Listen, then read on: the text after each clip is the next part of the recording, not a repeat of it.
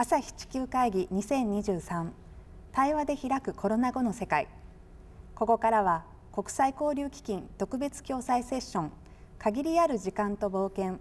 不確実性を生きるをお伝えいたします。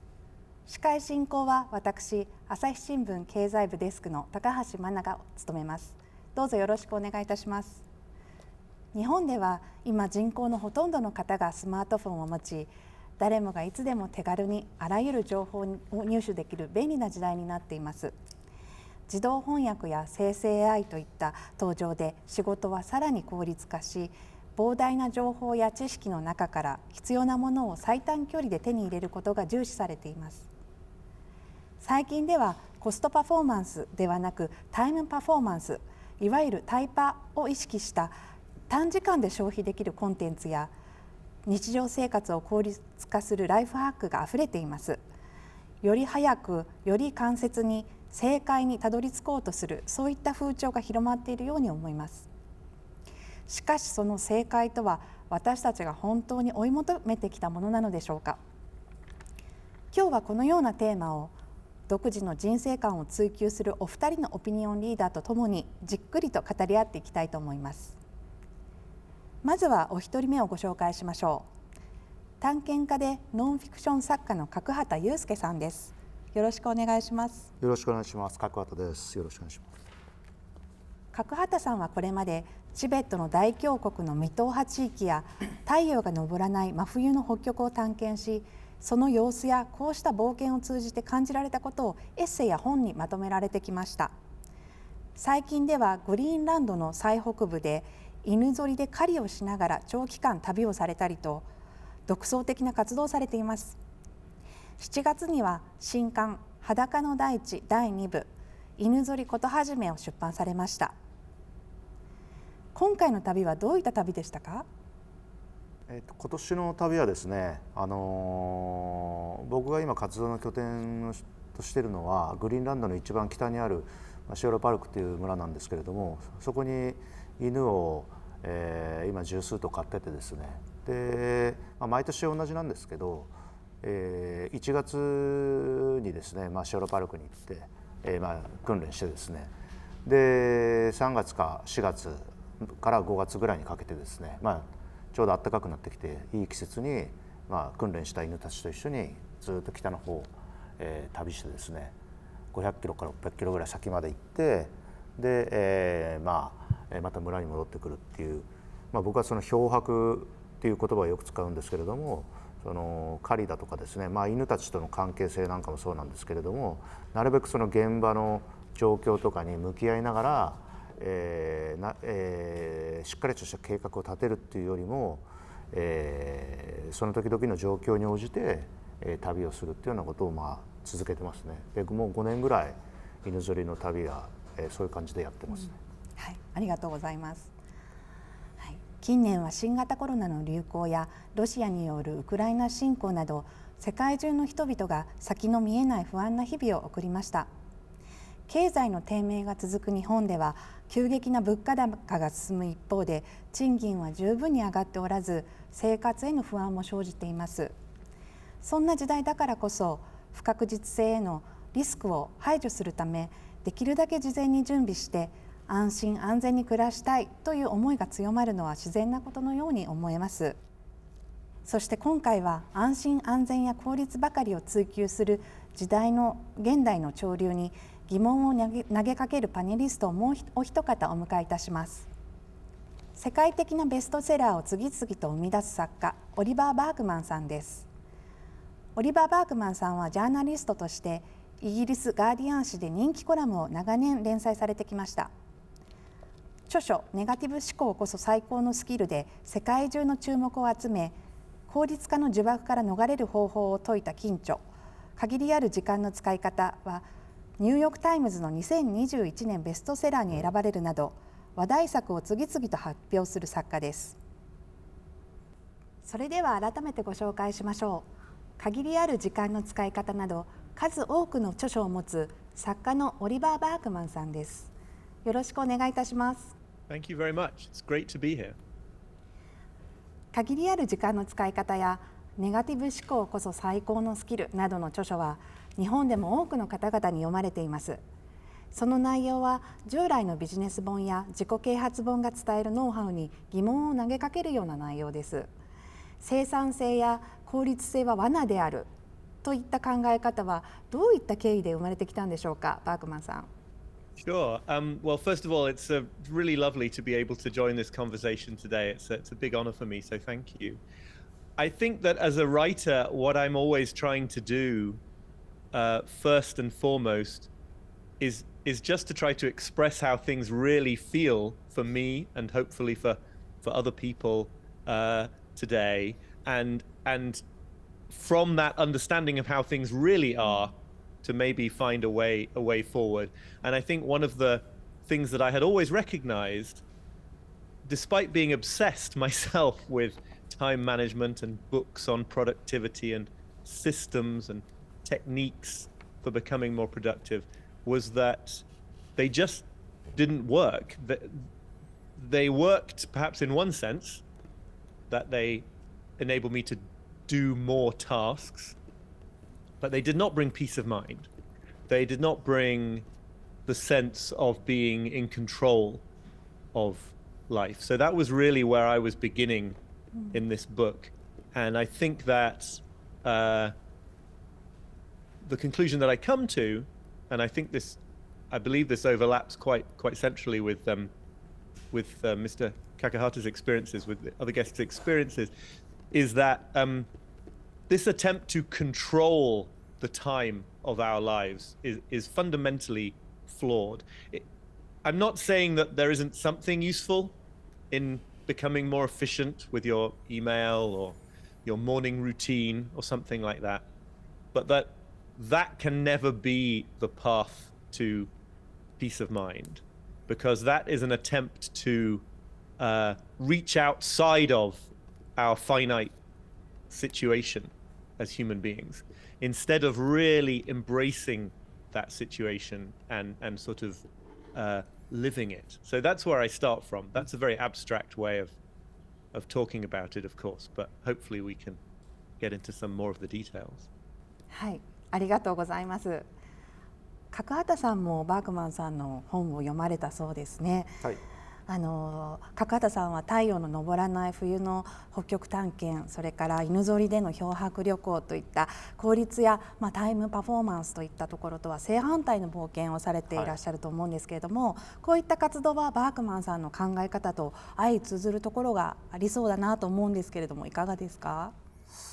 そうですね。ご本を読ませてもらって、バークマンさんは、記者ですから、当然取材をしていろんなところに迫っていくと。で、僕の場合は、基本的には自分の経験に基づいて、書いてるわけですけど、バークマンさんも今おっしゃってましたけど、やっぱり根底にあるものはやっぱりすごく共通するものがあるんだなっていうのは感じましたね。で、今コントロールしたいと思ってるのは間違ってるというふうに、まず結論おっしゃってましたけれども、僕もですね、やっぱりコントロールしたいと思ってるのは間違ってるというか、コントロールできないのが本当なんだろうなっていうふうに思ってまして、で、今生産性上げるとか効率性高めるっていうことが、ごく普通の考え方ということで、みんなやってますけれども、一方でその効率性だけ求めてもやっぱり本物には到達できないっていうことをみんな薄々分かってるというか、知ってるわけですよね。そのやっぱり乖離があって、そこにいろんな矛盾だとか、虚しさみたいなのが一つあるのかなっていう気がしてますね。で、やっぱり僕らが住んでる世界っていうのは、不確実性っていうのが今日のテーマかもしれないけれども、制御不能性っていうかね、あらゆるものが制御不能であると、本来は。だけど制御不能だっていうふうにしてしまったら、僕らやっぱり生きていくのが辛い。で、その制御不能な世の中、例えば他者だったり自然だったり、自分の体一つとっても心臓だとか付随器官に満ち溢れてるわけですから、制御不能ですよね、基本的には。自分の体一つとっても。でもそれを認めてしまうとやっぱりすごく生きるのが辛いですから、人っていうのはもともと情報をいろいろ集めてその行動を予測しながら生きてきたっていうのは生物原理としては正しいんだと思うんですよね。だけどそれが今の世の中はあまりにも情報検索がばっかり進みすぎてまやかしなのかもしれないけれども、なんか制御できるんじゃないかっていう幻想が広がってて、でそこに効率性だとか生産性を高めるっていう価値観が出てきてるんだと思うんですね。だけどそれはやっぱりまやかしであって、その制御不能性とどうやって付き合うかっていうことだと思うんですよね。でやっぱり不安に耐えるとか死も含めて、そことどう折り合いをつけるか、そこと付き合ったらおそらくこの世界の真実みたいなね、真実って言ったらちょっと嘘くさくなっちゃうけれども何か本物ですよね、この世界を成り立たせてる。その本物に入り込むことができるんだけれども、それをやるとやっぱり苦労があったりだとか不安の心が生じて不安の気持ちになったりとかですね、どうしても負荷がかかってきますよね。だからその負荷を避けたい。でも負荷に入り込まないと本物は経験できないっていうところで分かれるんだと思うんですよね。で僕はやっぱり本物を経験したいですから、負荷を引き受けてでも経験したい。バークマンさんも言ってることはおそらく同じなんだと思うんですよね。本物をどうやって感じるか。そうですね。I think that there is a quotation from Joseph Campbell, the scholar of myth, who said that people say that they're searching for the meaning of life, but that he thinks what they're actually searching for is a feeling of aliveness. And I think that what you talk about here reminds me of this very strongly, because I think that the degree to which we can surrender this quest for control over time and over how our lives unfold, that is the degree to which we feel that sense of aliveness. And it's very clear to me, reading what I've read in translation, a small amount of your experiences in Greenland and elsewhere, that the aliveness is what shines through, that sense of really being where you are. And this, of course, goes along with feeling anxiety, with feeling fear, with feeling things that, you know, ideally we might prefer not to feel. But I do think that that's really at the core of this, the question of stepping more fully into life and how that requires us to surrender control. Now, a question that I am often asked about this, and so I'm going to pass it along to you, as it were, is, you know, okay,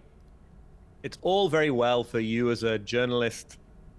writer, having these ideas. It's all very well for you as an explorer and an author having these ideas, but in the world of, say, business, in the world of education, perhaps, there are all these contexts where I think people feel, all right, these ideas are very fine, but running this organization, or whatever the case may be, I do actually need to control things, to measure things, to set objectives, and to meet them. And I'm interested in how you think about that question of whether we might not be discussing here something philosophically true but impractical. それはめちゃくちゃあれですね、突き刺さる質問っていうか、それは僕もよく考えててですね、僕の言ってることっていうのは一人の生き方とかね、実存的な何か物事の捉え方をした場合には多分そうなんだろうなって、自分で言うのもなんだけれども間違ってないとは思うんですよ。だけど一方で今の社会っていうのはもう効率性合理性が前提になってて、しかもやっぱり効率性を求めるっていうのは物事をさっき言ったように僕の考えだと物事っていうのは制御不能だと、基本的には。だけど制御不能だと生産性が高まらないっていうのは事実だと思うんですよ。制御不能性を認めてしまうと、例えば何か物を作るときに何かをこの均質なものとみなして何か物を生産するときにもね、物を全体バラバラなんだけれども本当は全部同じだってみなして、それを同じものを金太郎飴みたいにポンポンポンポン作り出していった方がいろんな生産性が高まって、それを前提に社会が成り立ってるから、そこで動いてるわけですよみんなね。だけど多分企業のやり方だとか役所のやり方だとかっていうのはこう物事いろんなものを均質に捉えて数量化して積み上げていった方が生産性高まるんだろうけれども、一人の生き方としては間違ってるってこと。そこで一人の生き方として考えた時はそのやり方だと、本当の経験はできない。だから難しいですよね、それはね。例えば企業で働く組織で働く場合にじゃあ同じやり方でできるのかって言ったらできないんだろうなと思う。で僕は一匹狼でグリーンランドで犬ぞりやってるから、そっちの方がいろいろな意味で居心地が良かったりだとか、行動原理としてそっちの方がより深いところに入り込めるって感覚はあるんですけれども、それを振り返ってですね、自分のやり方がじゃあ日本社会のじゃあ企業のやり方として例えば段取りなしに一から現場で出て、その時の自分の感覚をもとに旅を作り上げていくみたいな行動原理をね、じゃあ企業が採用したらどうなるかって言ったら、うまくいかないですよね、当然ね。だからそこが難しいですよね。今の社会でじゃあみんながそういう生き方したらうまくいくかって言ったらうまくいかないと思いますね。答えになってないかもしれないですけど、僕はそういうふうに考えてて、だけどそれを伝えることにはやっぱり意味があって、考えるきっかけになるし、自分の生き方を見直すきっかけにはなると思うんですよね。Yeah, I think that's so right. The other thing I have found myself is that there is a certain kind of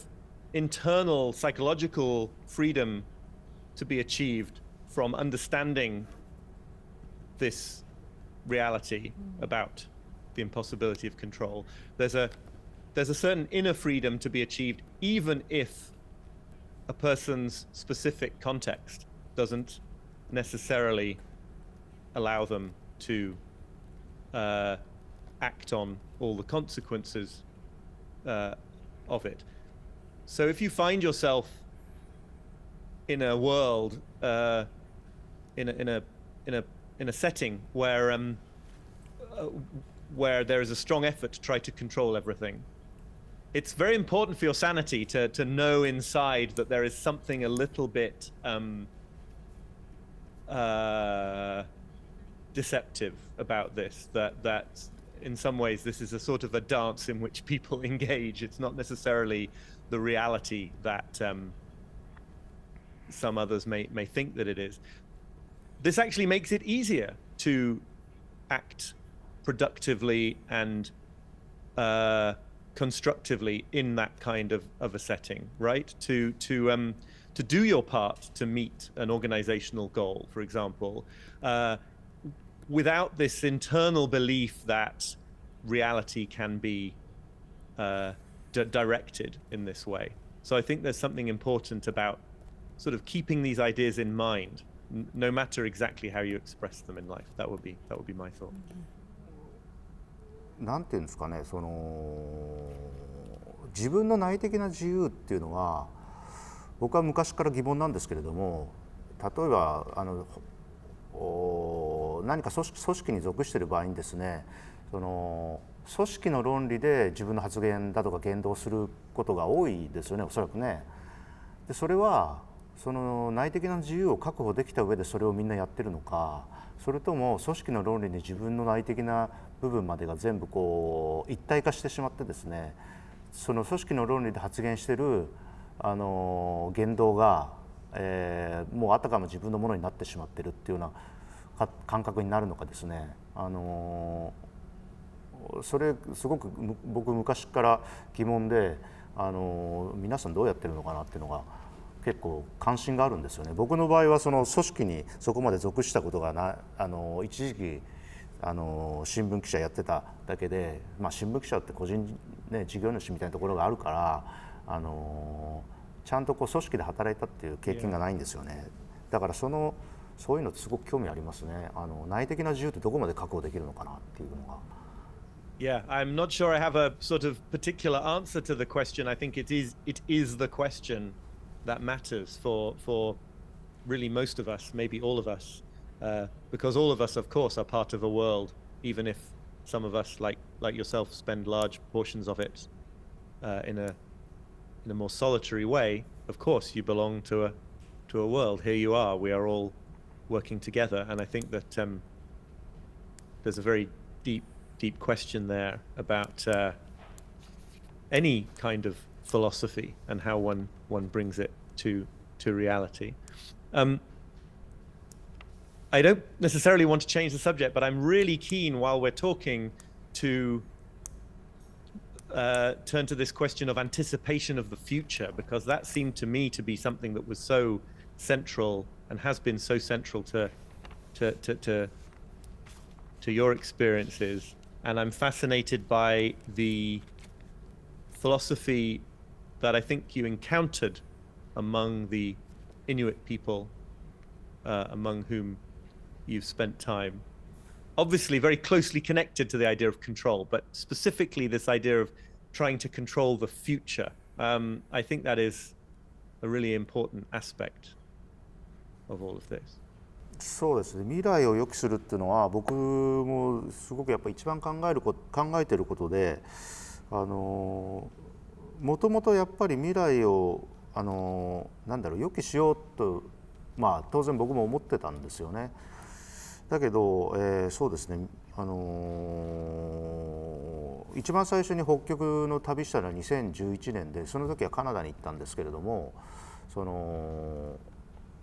60日間で北極の表現を歩いて踏破するっていう計画で行ってですね、で実際に60日間で予定通りの行動できたんですけれども、その時に何が起きたかっていうと、大体何キロぐらい、1200キロぐらいあったのか、1100キロぐらいあったんですね、その踏破距離が。で60日間っていう日数がもう実際に決まってますから、食料計画とか綿密に立ててですね、でそうすると GPS で居場所と目的地までの距離を測って逆算して1日何キロ進めば到達するっていうような考え方でやったんですね、その時はね。でこれって今極地探検だとかですね、冒険の世界では一番当たり前オーソドックスなやり方なんですね。機器を使って計算してその日のノルマを達成すれば計画通り行けば目的地着きますから。だけど何かこう北極に来たんだけれども北極の表面しか歩いてないみたいな感覚になってですね、つながってない、この大地と自分がちゃんとつながってないっていう感覚になったんですね。で未来を予期して未来にゴールを決めて逆算してそれを効率よくこなしていけば予定うまく成功すれば、予定通りの結果が得られて差し当たりの満足度は高い。だけど何か今目の前で起きるものっていうのを未来を前提に行動してしまうとどうしても切り捨てることになってしまうので、目の前で起きてることに入り込むっていう感覚がどうしても薄くなってしまって没入度がやっぱ低くなるんですよね。でその没入度をどうやってこう高めるかっていうのがもうずっとそれ以来僕が北極探検で試行錯誤しながらやってきたことで、今の、考え方でいうとですね、僕は今その漂白っていう言葉を使っていかにその目の前で起きることに自分が入り込むか、そうすることによって自然と同化して、することができるかっていうのをテーマにやっててですね、やっぱり一番そのために行動原理を変えるための具体的な方法というか、やり方ですね。それはやっぱり狩猟だったんですね。で狩猟っていうのは計画したらダメだと。基本的には計画をしてしまうと、例えば山まで行きたいという目標があってですね、それまでの食料を狩猟で調達しようっていう例えば計画を立てる。そうすると目標地点がありますから、例えば狩猟っていうのは獣を相手にしますから、獣っていうのは読めないんですよね。まさに今その場で起きる動いてるものですから読めない、何が起きるか。例えば足跡があるとかですね、匂いがするとか、糞があるとかですね、そういう痕跡があるわけですね。でそれは事前にはどこにいるか分かんない、ある程度読めても出てくるかどうかは分かんないわけですね。で計画をしてしまうと、その計画を優先しようって考え方がどうしても頭にありますから、それに引きずられてしまう。だから目の前になんか獣の気配が来てもうまくそこに入り込めない。この獣の取るよりも今無視して進んだ方がいいんじゃないかって考えがどうしても出てきますから、計画しちゃダメだと。本当に獣を取るためには計画をしないで全く無の状態にして行動した方が、足跡が例えば出てきた時にスッとそこに入って足跡をずっと追うことができて取る可能性が高まる。だから未来を予期しない方が実は狩猟においてはうまくいって、でそれはイヌイットの人たちなんかも哲学として持ってるわけですね。でそれはナルホイヤっていう言葉で象徴されてて、まあ分からないとかですね、何とも言えないとかっていう意味なんですけれども、とにかく判断を保留すると、計画をしない、判断保留、分かんない、明日何するか分かんない、明日は明日の状況が決める。で常にそういうふうに判断を保留することで計画っていうものを切り捨てて、明日起きた時の状況に合わせて自分が行動する。でそうした方が、自分の生き方としては逆に効率よくなるんですよね。最適解ができる、その状況に即した行動を取れるから。計画を立ててそれに計画通りに行こうとすると、計画を立てた時点の状況でしか行動できなくなっちゃうけれども、ナルホイヤといって分かんない、常に分かんない分かんないって言いながら、今日は天気がいいから、何かしようとかっていう態度で常にいると、その時の状況に応じて自分の行動が決まるから、実は状況に応じた最適解が最適な行動が取れる。でそれが実は安全性にもつながったりだとか効率性にもつながったりだとかっていうふうに狩猟の世界ではなってるんですよね。それが全くその現代の効率性だとか安全性だとかっていうのは真逆の考えですよね。だから例えば風の日、強い日にですね、僕が今日ちょっとでも風強そうだけど、出られるかなとかって言って犬ぞりに乗るとしますよね。で帰ってくる時にビュンビュン吹かれて帰ってきて、いやすげえ風吹いたわって村帰ってくると、レジ売ってるおばさんとかからすげえ怒られるんですよ。なんでお前はあんな風強いのに犬ぞり出たんだ、おばさんから怒られるんですよ。全然犬ぞりもやんない。で彼らの哲学として、そういう自然状況に逆らって何かすることは愚かなことだと、やめろと、間違ってる、その考えは。そういう考え方がもう村全体というか人々全体に染みついているというのはすごく面白いし、僕自身とても影響を受けた考え方ですね。I think this is so interesting to me because you do find in wisdom traditions all over the world one or another version of this idea that that it's actually more effective, more efficient to leave tomorrow until tomorrow. You have this, and it comes up in the Bible. It's very present in Taoism. It's in the Islamic, the Muslim world has its own equivalent. All over the world, that the old traditions bring us, I think, to this insight that life works better that way. I think there's a really important emotional component to this, or at least there has been in my experience, which is that there's something very important here to do with trusting yourself. There's something to do with confidence. When I look back now at all the years I spent being very fixated on productivity techniques and goal setting systems and planners and all of this nonsense, I see now this idea that I somehow, the present moment version of myself did not trust the future version of myself to respond appropriately to the situation. There's a wonderful quote line in the Meditations of Marcus Aurelius, the Roman Stoic emperor, which, to paraphrase, because I don't have it exactly in my mind, is something like, don't worry about things that are going to happen later today or later in the future, because you will meet them with the same resources, psychological resources, that you meet the present moment. And it's a very strange thing to realize that I think a lot of the time we lack this self-trust, because here I am right now doing fine. I clearly have the psychological resources to be okay in this moment. But in my urge to plan in a very detailed way, there is this unstated idea that I think I don't trust that guy who is me a week from now. He needs to have a kind of a very strict framework. And I think hunting, I've come across this in other settings, I think hunting is such a perfect metaphor, as well as, of course, a real experience in your case, because you do need to have that trust in your own reactions when the moment calls for them, as opposed to trying to line them all up in advance. In English, we have this idiom, getting all your ducks in a row, which may actually be a hunting idiom now that I think of it.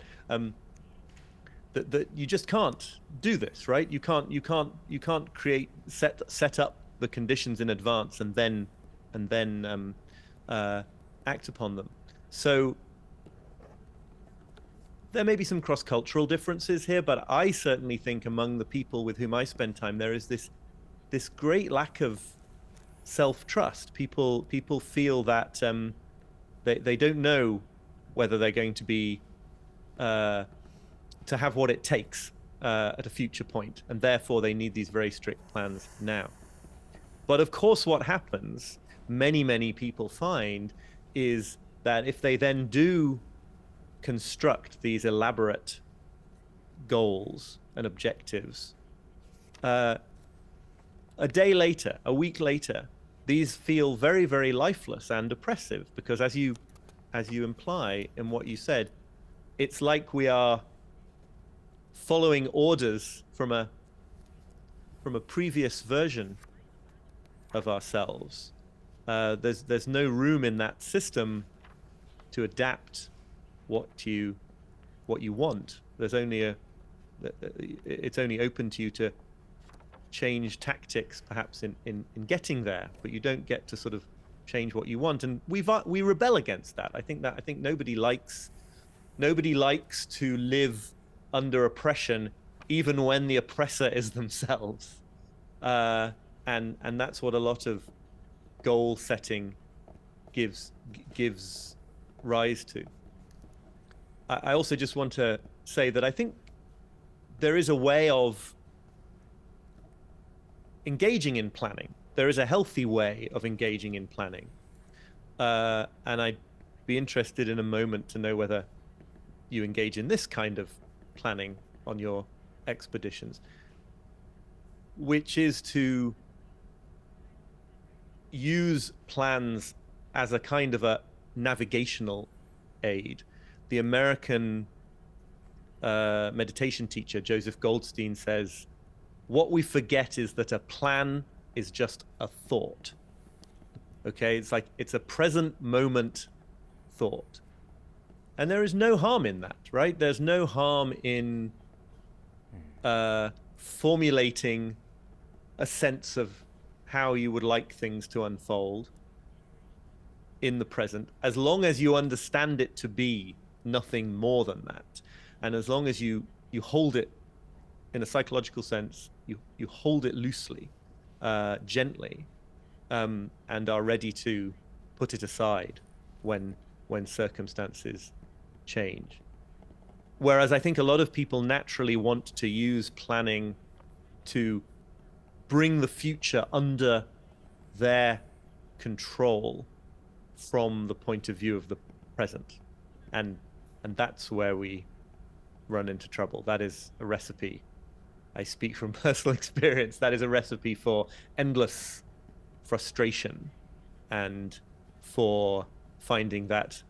reality has an annoying habit of getting in the way of our plans. Just quickly, I was going to, I guess, ask whether there is some role for planning in your adventures, and if so, what that is. 今の計画の話だと多分2つの計画があると思うんですよね。でさっき、ゴールドステインさんがおっしゃった要するに、なんていうのかなさっき僕が言ったような計画を立てると現場の状況にうまく入り込めないっていう計画は要するに現場の話ですよね。現場でどう動くか、その時に計画に邪魔されてうまく入り込めない時がある。一方でもう一つもっと大きな計画っていうか自分の人生においてこれをやりたいって思う瞬間があるわけですよね。でさっきその話をしたと思うんですよね、計画っていう言葉で。でこれはすごく大事というか僕も当然例えばですね何か北極に行こうって思うには段階がありますから北極に次は北極に行こうとかって思う瞬間があるわけですよね。でその時にパッと計画が当然ひらめく。でこれはすごく大事にしてて僕はそれを思いつきって言葉で言ってるんですけれども思いつく瞬間があるんですよね。計画がパッと思いつく瞬間がある。でそれは何か偶然がきっかけだったり、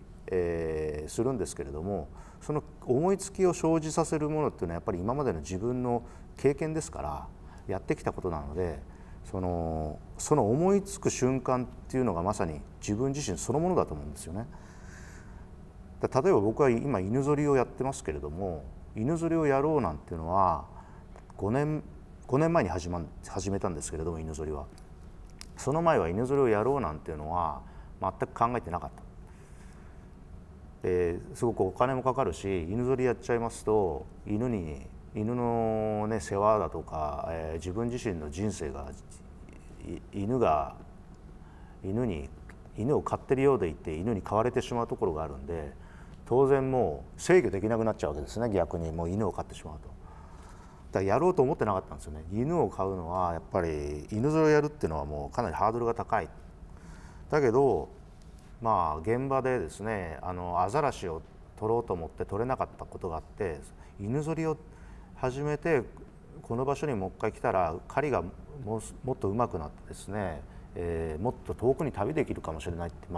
思いついた瞬間があるんですよね。でその思いついた瞬間っていうのはアザラシが取れなかったアザラシがいたけどたまたま取れなかったっていうような偶然現場の偶然と今まで僕が北極で歩いて旅してきたっていう、過去の自分の経験ですよね。それがやっぱり化学反応を起こしてパッて思いつく。でその思いついたものっていうのはおそらく世界で僕にしか思いつけない思いつきですよね。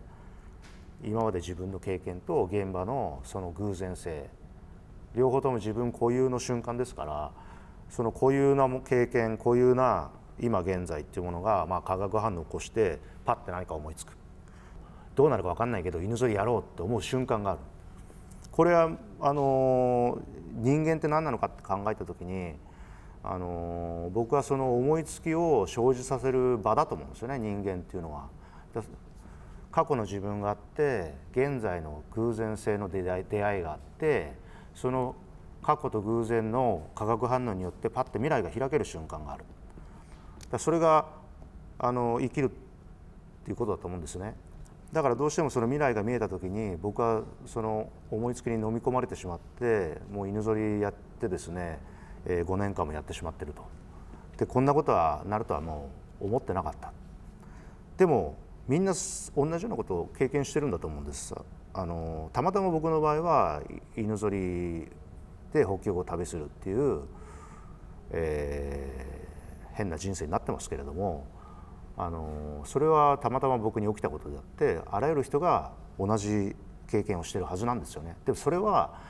効率性だとか生産性だとか未来を読もうという今の価値観とは全くやっぱり相入れないものだと思うんですよ。生きる現実っていうのはそんなものじゃ捉えきれないと思うんですよね。実際の生きる現場っていうのはやっぱり偶然に作用される。偶然っていうのは何かっていうと、今この場で起きることですから、今この場で起きることっていうのは僕にしか起きないことってことですよね。その人にしか経験できないことである。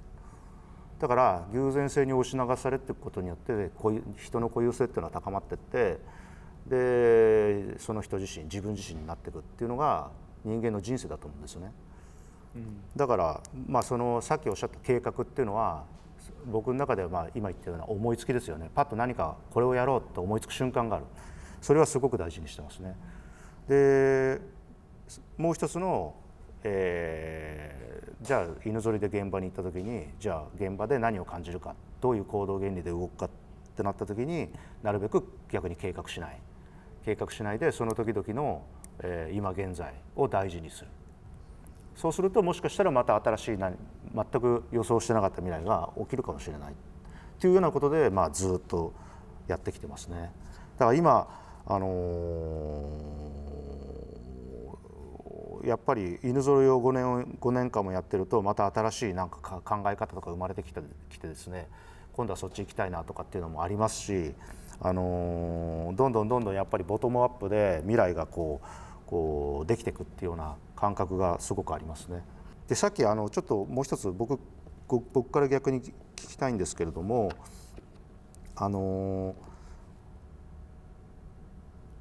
自分を信じることができないから、未来を良くしようとするっていうようなことをさっきおっしゃったんですね。だから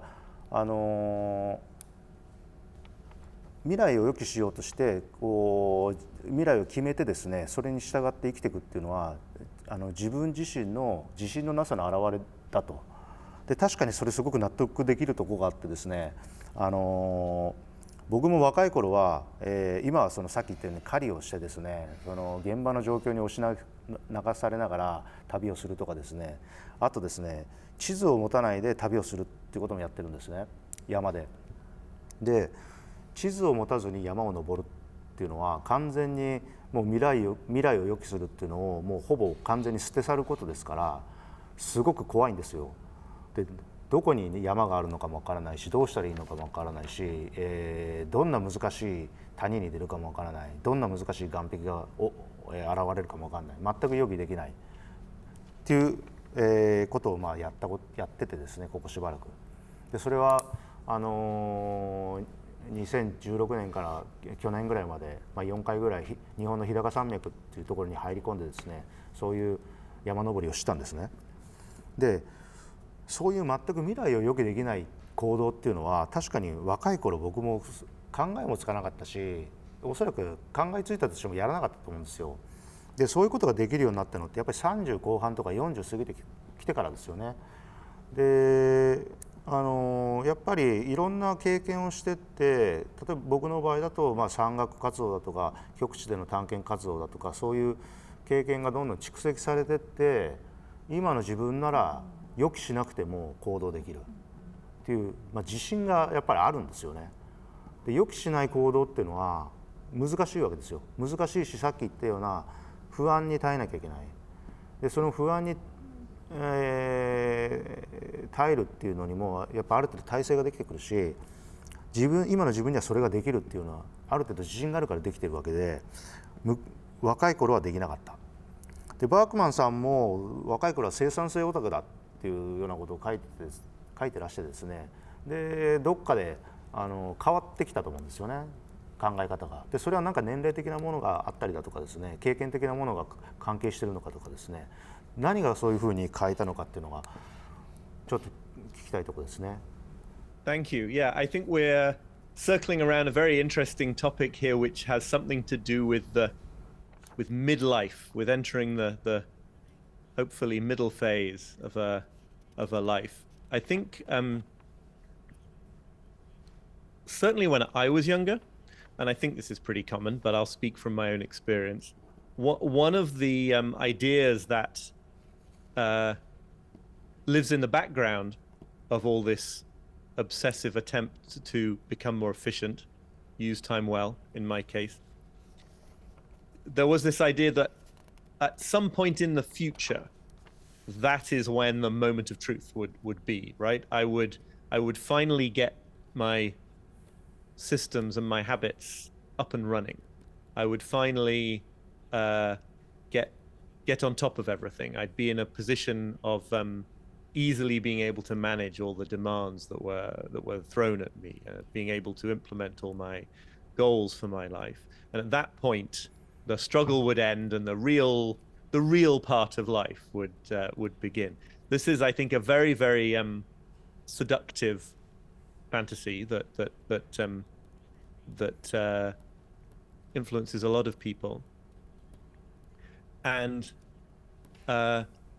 one of the simple things that happens when you get a little bit older is it just gets it gets harder to carry on believing in it, because well, on the negative side, it's a little embarrassing in your 40s to be to find yourself thinking that that real life is going to start later in the future, because you're already in your 40s. If you are 18, 19, then it makes more sense to think about real life being later, or it seems to make more sense. The positive restatement of the same idea is close to the one you were talking about. You begin to realize that you have spent the last decades without having discovered the perfect efficiency system, without having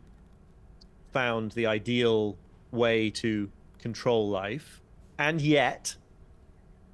things seem to have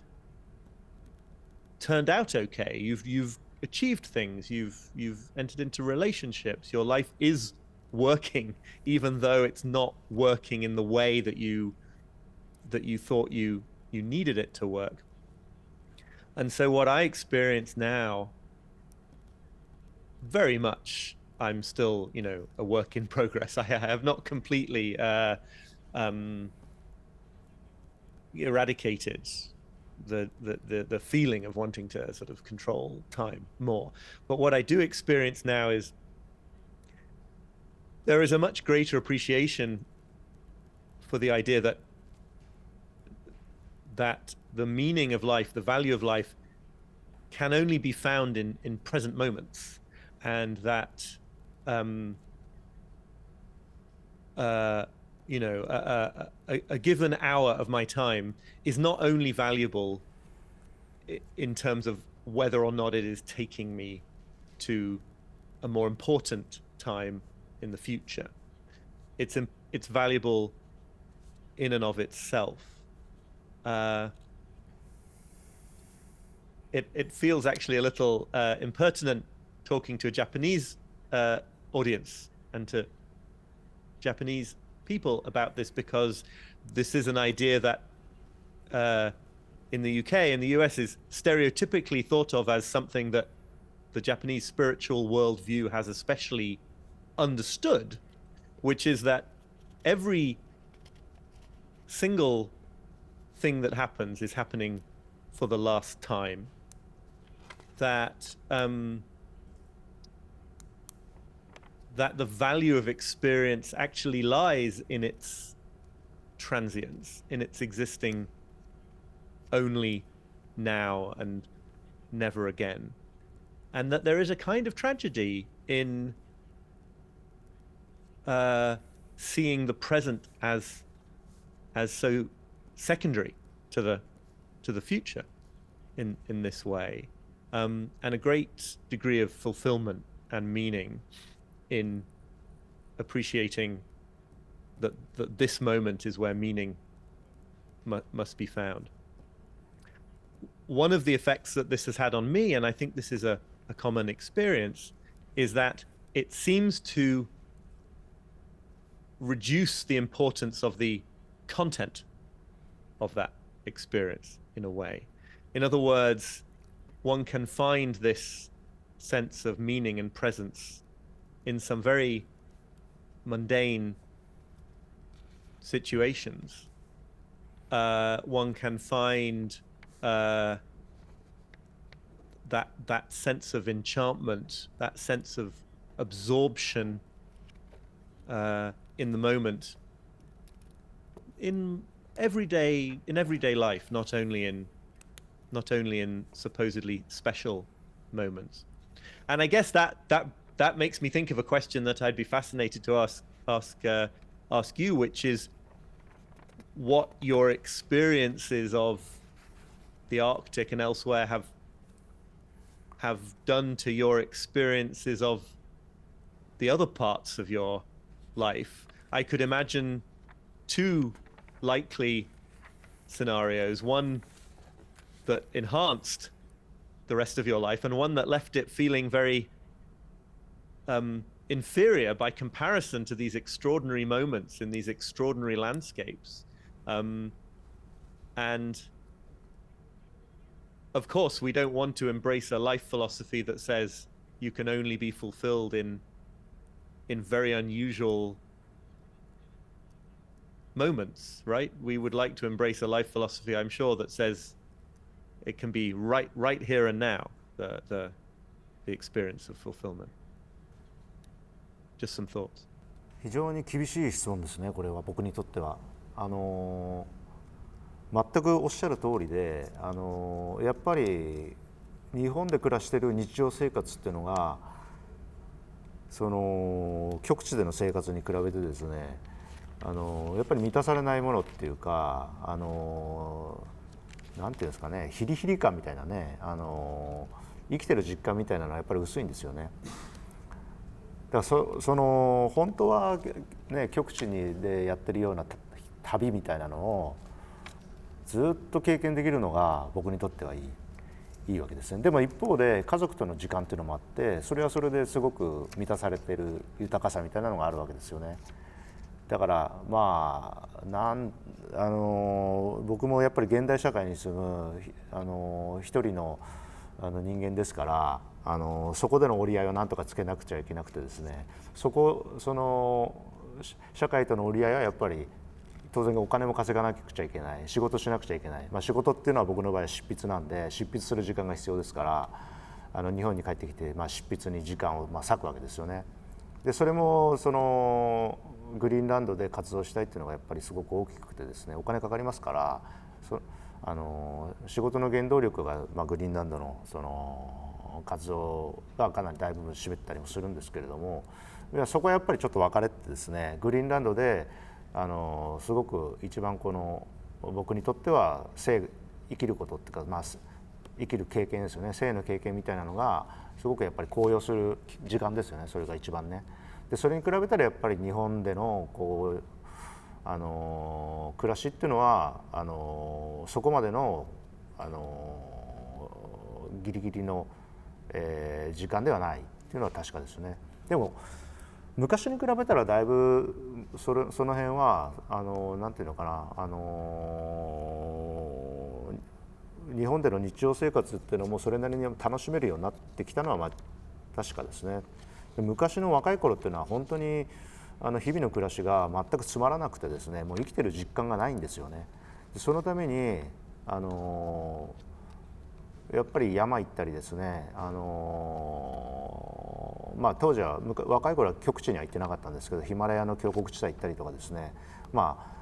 異常環境ですよね、非日常的な場所に行くと。でそうすると自然の中に入り込むとやっぱり先が読めない状況が続きますから、その時その時の判断を必死にやると、必死にやって最適な行動ができたら明日の生きることにつながるみたいな時間が続きますから、それがすごく生きてる手応えですよね。さっきジョゼフ・キャンベルの言葉で生きてる、感覚って翻訳者の方が言ってましたけど、日本語訳では生きてる経験って言ってるんですね、ジョゼフ・キャンベルは。だから生きてる経験ですよね。生きる経験をすることができる。で普段は生きる経験が僕にはできなかった。で山に行くことによって生きる経験ができる。でその構図は、今もやっぱりちょっと残ってるっていうのは事実ですよね。生きる経験をするためにグリーンランドに行くっていうのは確かにあると思います。で本当は生活の中全部生きる経験したいから旅をでそれを求めてしまうと普段が満たされないものになってしまうんで将来的にはもう生活の中で、スケールが小さくなって旅みたいにねグリーンランドで今1000キロとか1500キロとか、犬連れで旅するわけですよ。でそういうことはもうできなくなるかもしれないけれども、そのうちあと5年とか何年かしたら、日本の、北海道にですね、生活の拠点を移してグリーンランドでやってるようなことを日々生活の中でやった方が楽しいのかなっていうふうにやっぱり思ってますね。やっぱおっしゃる通り結局生活をどうやってやるのかっていうのが生きるっていう意味ではそっちが重要なのかなっていうふうにだんだん思ってきてはいますよね。で生活では経験できないようなことが旅ではやっぱりあるんで今はそっちを優先してるっていうことなんですけれども。I think it's such an interesting it's such an interesting topic because I think we have a very natural tendency, I certainly do, to want to elevate certain parts of our lives and demote other parts of them. And yet it is a fascinating truth when I look back on my own experiences. You know, I have certainly been able to travel to some fascinating parts of the world and do some very unusual things that I've been very grateful for. One of those was in fact a trip to the Arctic Circle, although not in anything like the context of your adventures. Even just in a town in northern Canada, I was able to understand what an extraordinary part of the world that is. But what I was going to say was, when I think about the most meaningful moments in life, they are very often in mundane settings. They were unexpected. They were not. They didn't happen in a context that I could ever have planned for. So, in a way, what am I trying to say? In a way, I think everything we've been talking about on the topic of planning connects to this question of unusual, special experiences and everyday life. It's that those sort of special experiences can happen right in the middle of everyday life, and they cannot be planned for. So I think we probably all are going to try to plan good experiences for ourselves and those we love. I think that's an interesting experiences. It's not that we could turn off that desire, but that it's often the strangest moments, the least expected moments, even during a vacation, even during a special experience. It can often be the least expected moments, least expected parts of those experiences that are the most fulfilling. By all means, if the moderator would like to steer me in a different direction, that's fine. But I do feel that at some point in this conversation, we should talk about death, shouldn't we? Or at least the fact that life is finite, and the fact that a lot of what we're saying here gets a lot of its value, I feel, from this fact that our lives and our time are finite and that there is only so much we can do, so much we can experience. But as I say, we could go in any direction. ありがとうございます。ぜひお二人にお二人の死生観についてお話をお伺いしたいと私も思っています。やっぱり特に角畑さんは危険なところに旅をずっとされてこられて、そういった中で死というものと向き合う瞬間というのも我々一般的に生活しているものよりも多いかなと思うんですけれども、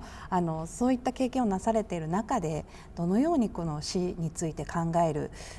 経験をされてこられたのかというのをお聞かせいただけますか。今の、死生観というかですね、やっぱり死っていうものはすごく考えますよね。で今僕にとって一番北極の旅でですね死を感じる時っていうのは、白熊に会う時が一番死を感じるんですよね。で僕が犬ぞり旅行で、訪れる場所っていうのは、ものすごく今白熊が多くてですね、今年の冬は8回あってですね、去年は15回ぐらいあったんですよね。でテントに来るなんていうのはもうザラでですね、で犬も襲われるし、本当に白熊の多いところで旅する時はすごく緊張感があるんですね。でよくね最近考えるのは熊に食べられる時の自分ですよね。で北海道で狩りで釣りとか狩りのためにですね、長期で入山したりもするんで、北海道もヒグマが多いですから今すごく熊に食われたらどうなるのかな、痛いのかなとかですね、それとも頭からなんかこうね、物質が大量にその瞬間出て痛くないのかなとかですね、すぐ気を失うのかなって、いろいろシミュレーションしますね。で実際に白熊がですねテントにやってきてわーっと吠えて、犬が夜中に突然吠えてですね、バッてやばいと思ってテントの外見た瞬間にですね、5メートルぐらいのところに、白熊がいてですね、もう鼻息ブオーブオー湯気立たせながら僕の方に近づいてくるとかですね、そういうこともあったんですよね。だからまず最近はその熊に食べられたらどうなるのかっていうのをすごく意識するのと、一方で熊以外にも例えば雪崩に埋まって出れなくなったりとかですね、ヒマラヤの山中で滑落してたまたま生き残ったとかっていうこともあってですね、やっぱり死っていうものがやっぱりある意味で僕の場合は身近に感じて、常に死んだらどうなるのかっていうかですね、死んだ時の自分っていうのは想像するようにはしてるんですね。だけど想像しきれない、当然ながら死んだことがないですから死んだらどうなるかとかっていうのは想像しきれない。だけどなるべく常に今は熊が一番リアルにリスクを感じてますから、熊に襲われた時の自分っていうのを考えて、そうするとやっぱり実際に熊に会った時にパニックにならないっていうことはあると思うんですよね。だからシミュレーションというか常に死のシミュレーションはしてるっていうのが一つとですね、あとやっぱり本当に生きようと思った時に死に近づくっていうのはやっぱり僕は真実だと思うんですよ。でやっぱり自然の中で例えば活動してるとですね、自然の中では生と死っていうのは何て言うんですかね、やっぱり同じもの、誰かっていうか、例えば動物が死んで、僕の場合は狩猟しますから、日本で例えば、鹿を取ると。で鹿を取る時にどうするかっていうとですね、森の中に入って歩くわけですよね。でごそごそ走って鹿に探しても当然鹿は逃げますから取れない。じゃあどうするのかって言ったら、鹿と同じような歩き方をするわけですね。でそうすると森の中で気配を消すことができて、鹿に近づくことができる。要するに森と同化するってことですよね。森の中で不自然な存在にならない。その時に鹿は取れる。つまり森の一部になった時に鹿は死ぬわけですよね。鹿は死んで僕は生きることができる。でも森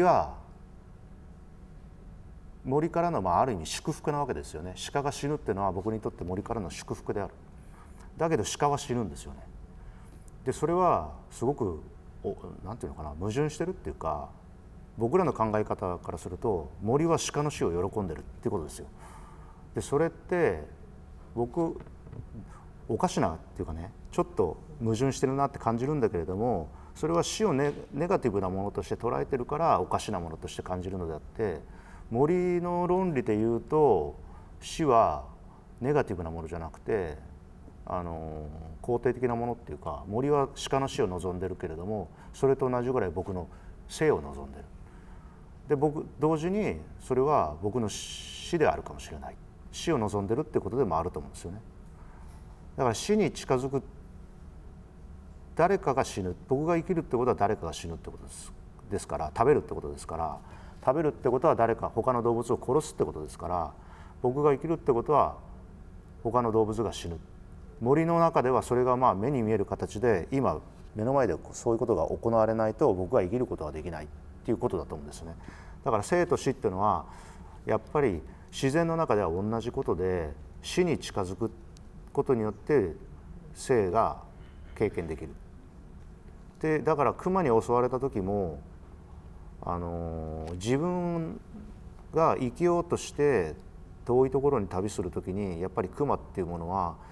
僕に死をもたらす存在でありえますから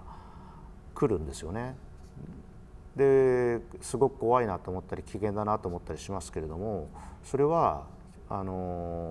僕が生きようとしている代償ですから、ある意味しょうがないなとも思う。だから常に自分が死ぬかもしれないっていうことは意識しながら旅をしてますね。I think this is fascinating question because clearly when I think about my own life, the circumstances in which I live are much safer in general than the ones you're experiencing in your expeditions. The chances of my being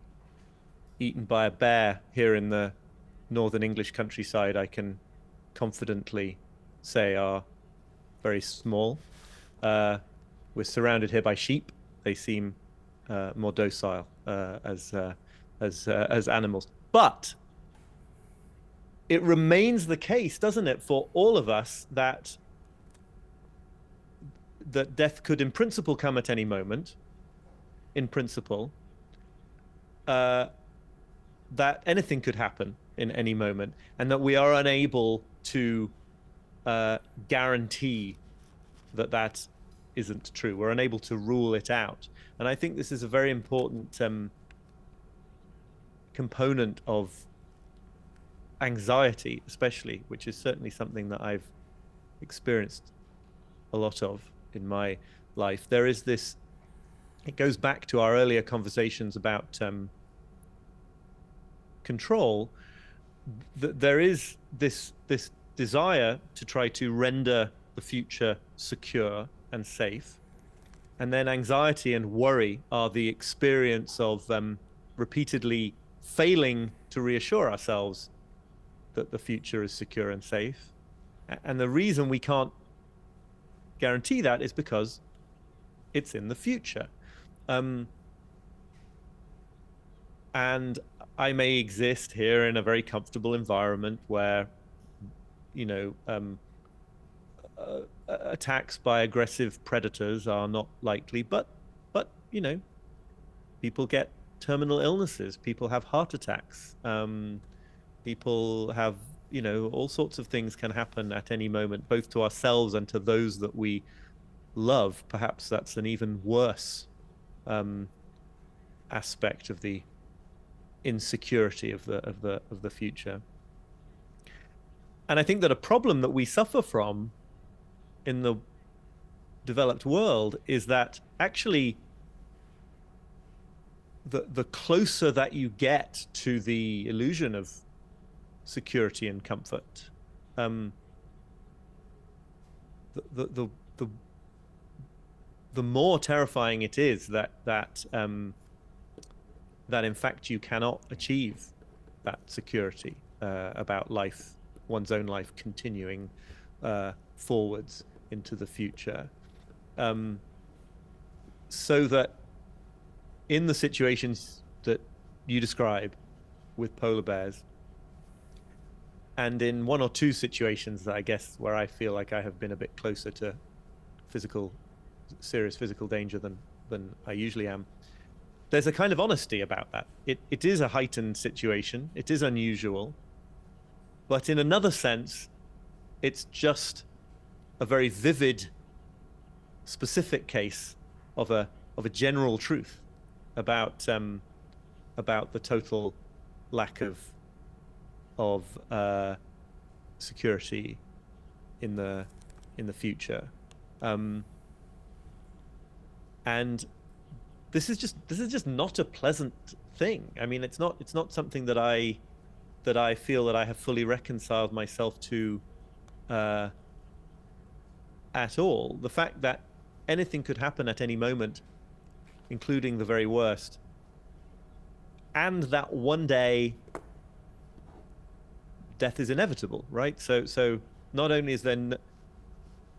it's not quite true to say that nothing is predictable about my future. One thing is extremely predictable. It's just that I can't predict when or how it's going to happen. And there is a fascinating psychological dimension to this, I think, to come back to our earlier conversations about efficiency and optimization and productivity. I actually think that a lot of that culture, that behavior in me and in other people is motivated by a kind of a denial of mortality, a denial of death. There's a very great quotation that I love from the economist John Maynard Keynes, where he says that the reason that we are always projecting our interests into the future, becoming more efficient, getting more optimized, setting goals and focusing entirely on their future accomplishment, that the deep reason for this behavior is that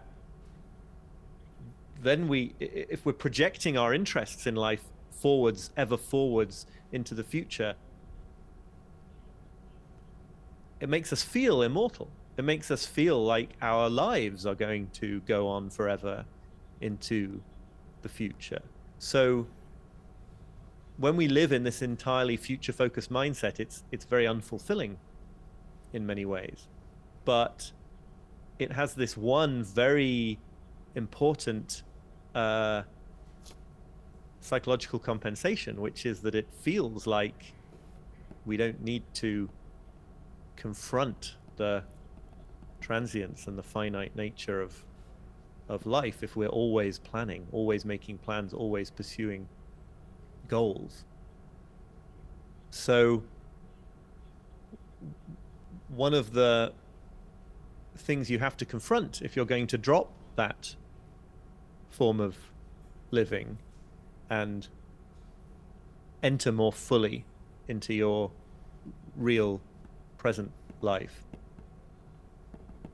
is you have to sort of surrender that, you have to give up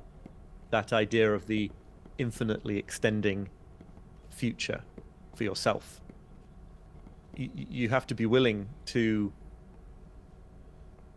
understand that this is it, right? That this right now is it. Not just because that's the only place where meaning can ever be found, but because before too long,